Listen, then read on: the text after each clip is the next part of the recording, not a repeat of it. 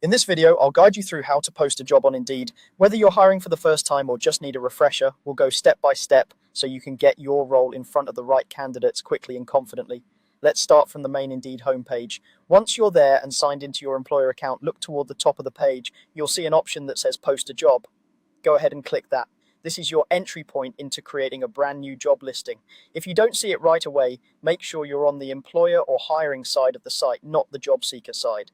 After clicking Post a Job, you'll be taken to a page where you can enter the job title and company details. Be as accurate and specific as you can with the job title. Instead of something vague like assistant, for example, use administrative assistant or marketing assistant so the right people can find the role. Then fill in your company name and any requested basic details such as the location or whether the position is remote, hybrid, or on-site.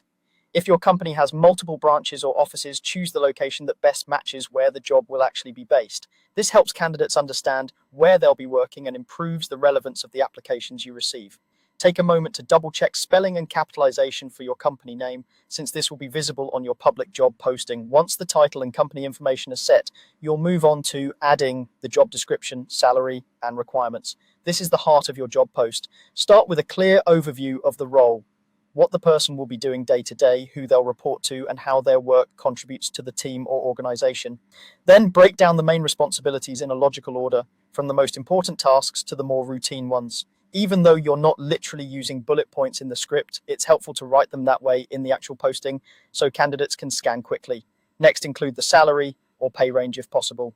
Listings with pay information tend to attract more applicants and improve trust. You can specify an hourly rate or an annual salary and indicate whether it's full-time, part-time, contract, or another type of arrangement.